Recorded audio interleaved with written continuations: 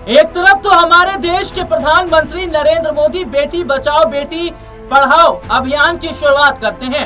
एक और जहां हमारे देश में प्रधानमंत्री नरेंद्र मोदी महिलाओं को आगे बढ़ाने की बात करते हैं, एक और जहां हमारे देश के प्रधानमंत्री महिलाओं के सम्मान की बात करते हैं, तो उन्हीं की पार्टी के नेताओं के जो वीडियोस सामने आते हैं और उन्हीं की पार्टी के लोग महिलाओं के संग जिस हालत में पकड़े जाते हैं, उससे ये साफ हो जाता है कि कैसे हमारे देश में बेटी बचाओ बेटी पढ़ाओ अभियान चल रहा है और क्या इसी अच्छे दिन की कल्पना की गई थी क्या।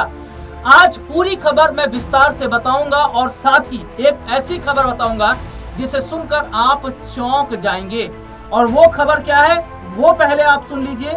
मैनपुरी में भाजपा महिला मोर्चा की अध्यक्ष के बेटे के 130 अश्लील वीडियो वायरल हुए हैं। 130 अश्लील वीडियो वायरल हुए हैं, ये समझ रहे हैं आप, बहुत बड़ी बात है। और सबसे बड़ी बात है कि जो बीजेपी महिला मोर्चा की अध्यक्ष का जो बेटा है वो लगातार न सिर्फ अपनी मां की जो पावर है उसका गलत इस्तेमाल किया, बल्कि उसके जो वीडियो सामने आए हैं उस वीडियो में वो महिलाओं के साथ अश्लील हरकत कर रहा है, अश्लील बातें वो कर रहा है। और साथ ही साथ हम देख रहे हैं कि जो महिलाएं हैं वो भी जो है उसके साथ में कुछ इसी तरीके की अश्लील हरकत करती नजर आ रही हैं, जिस पर विपक्ष ने योगी सरकार को घेरा, बीजेपी को घेरा है। पूरी खबर मैं अपने दर्शकों को जरा विस्तार से पढ़कर बता देता हूं कि कैसे भारतीय जनता पार्टी के अंदर साहब जंगल राज देखने को मिल रहा है। भारतीय जनता पार्टी के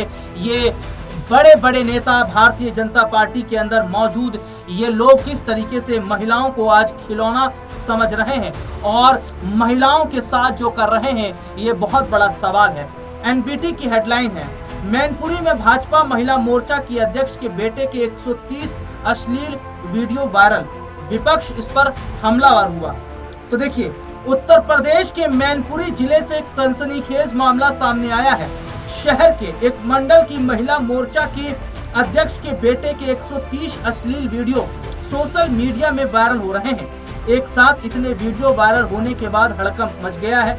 जहां विपक्ष जमकर हमला बोल रहा है तो वहीं भाजपा महिला नेता ने चुप्पी साध ली है, वह किसी का फोन भी नहीं उठा रही हैं। यूपी के मैनपुरी शहर के एक नामचीन मिष्ठान भंडार के संचालक के छोटे भाई के बेटे एवं भाजपा महिला मोर्चा अध्यक्ष के बेटे के समय सोशल मीडिया पर 130 वीडियो वायरल हो रहे हैं। वायरल हो रहे वीडियो शहर के अलग अलग होटल रेस्टोरेंट में बनाए गए हैं। भाजपा महिला नेता के बेटे की शादी हो चुकी है और महिला ने पति को छोड़ रखा है। भाजपा नेता महिला के बेटे का उसकी पत्नी से इन्हीं सब हरकतों के चलते विवाद चल रहा है। पिछले दिनों युवक ने पत्नी को सिगरेट से दागा था तो पत्नी ने पुलिस को बुलाया था, लेकिन राजनीति परिवार का मामला होने के चलते रफा दफा हो गया था। बताया जा रहा कि युवक प्रेमिका के साथ वीडियो बनाकर पत्नी को दिखाता है और उसे मानसिक प्रताड़ित भी करता है। युवक की पत्नी ने थाने में शिकायत भी दी है। और मैं जरा अपने दर्शकों को बता दूं कि जो उसकी पत्नी है, उसकी पत्नी का स्टेटमेंट मेरे पास है। उसकी पत्नी ने जो बयान दिया है वो बयान इस वक्त मेरे पास है। और सबसे बड़ी बात क्या है कि 130 उसके जो अश्लील वीडियो हैं वो लगातार वायरल हो रहे हैं, जिसमें वो वीडियो हम अपने दर्शकों को दिखा भी नहीं सकते। वो वीडियो इतने गंदे हैं, वो वीडियो इतने अश्लील हैं, उसकी बातें इतनी अश्लील है कि बहुत ज़्यादा अगर हम कहें तो ये समाज के हिसाब से ठीक नहीं होगा। लेकिन मैं अपने दर्शकों को उस शख्स की जो पत्नी है उसका वो बयान सुनवाना चाहूँगा कि कैसे वो दर्द में इस वक्त जी रही है, किस तरीके से उसकी हालत इस तरीके की हो गई है कि वो ये बता रही है कि एक गरीब होना, एक आम इंसान होना कितना बड़ा यहाँ पर गुनाह हो जाता है और कैसे जो बड़े बड़े पदों पर लोग होते हैं उनके परिवार से ताल्लुकात अच्छे होते हैं वो गलत फायदा उठाते हैं। उसकी पत्नी क्या कह रही है ये पहले तो आप देखिए। भाइयों और बहनों, माताओं बहनों बेटियों, उनका जीवन पीढ़ियों को प्रभावित करने वाला, पीढ़ियों का निर्माण करने वाला जीवन होता है। एक बेटी का सामर्थ्य, उसकी शिक्षा, उसका कौशल सिर्फ परिवार ही नहीं समाज की, राष्ट्र की दिशा तय करती है। इसलिए 2014 में जब हमने मां भारती के बड़े सपनों, बड़ी आकांक्षाओं को साकार करने का बीड़ा उठाया, तो सबसे पहले देश की बेटी की विश्वास को नई ऊर्जा देने का प्रयास शुरू किया। इसलिए हमने बेटी के जन्म से लेकर जीवन के चक्र में हर अवस्था में महिलाओं को सशक्त करने के लिए योजनाएं बनाई, अभियान चलाए। साथियों, बेटियां कोख में ही ना मरी जाएं, वो जन्म लें, इसके लिए हमने बेटी बचाओ बेटी पढ़ाओ अभियान के माध्यम से समाज की चेतना को जगाने का प्रयास किया। आज परिणाम यह है कि देश के अनेक राज्यों में बेटियों की संख्या में बहुत वृद्धि हुई है।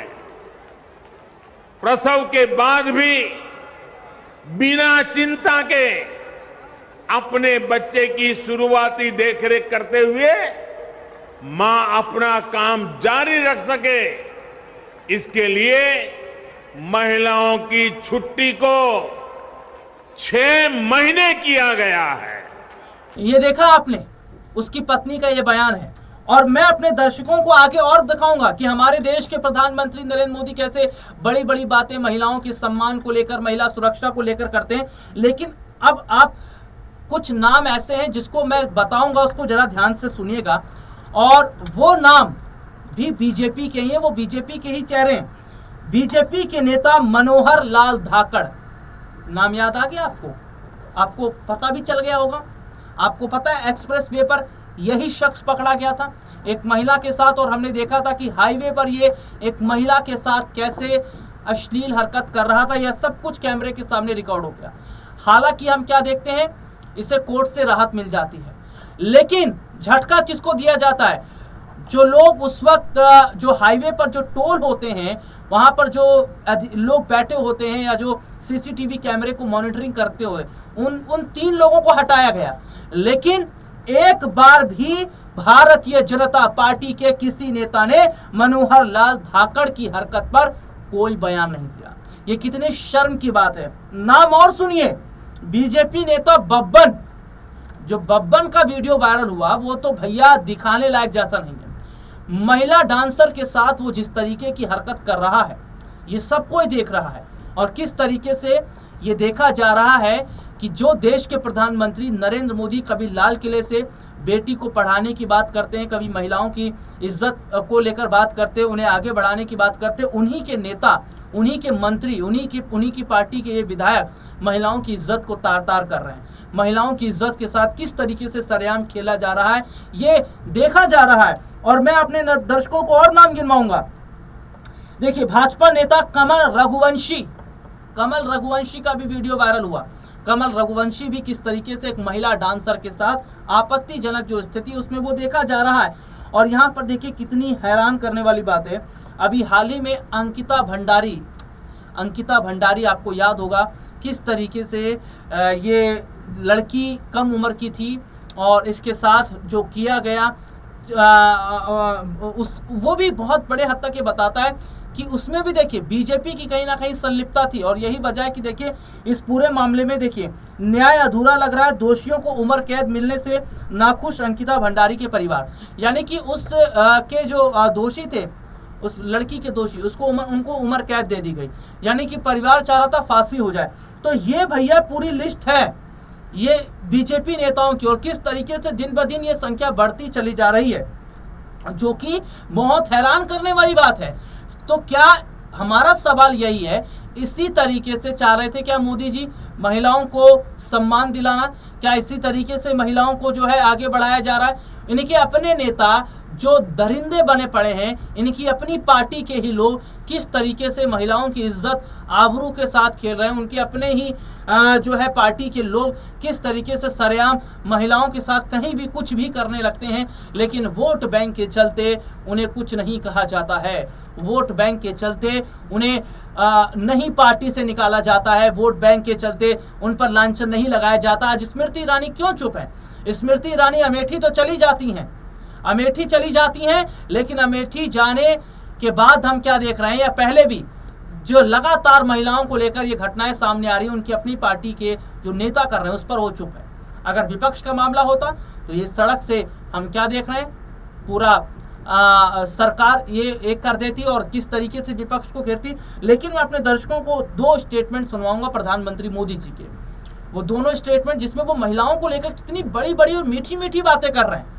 और दूसरी तरफ आप ये तस्वीर देख लीजिए, देखिए क्या कह। नारी शक्ति वंदन अधिनियम पूरे देश की मेरी माताओं बहनों के लिए एक बहुत बड़ा उपहार है। नारी शक्ति वंदन अधिनियम मेरी बहनों के अधिकारों की गारंटी है। नारी शक्ति वंदन अधिनियम मेरी बहनों के सपनों के पूरा होने की गारंटी है। नारी शक्ति वंदन अधिनियम देश की नारी शक्ति के सामर्थ्य का सम्मान है और ये नारी शक्ति वंदन अधिनियम भारत के विकास की, विकसित भारत की भी गारंटी है।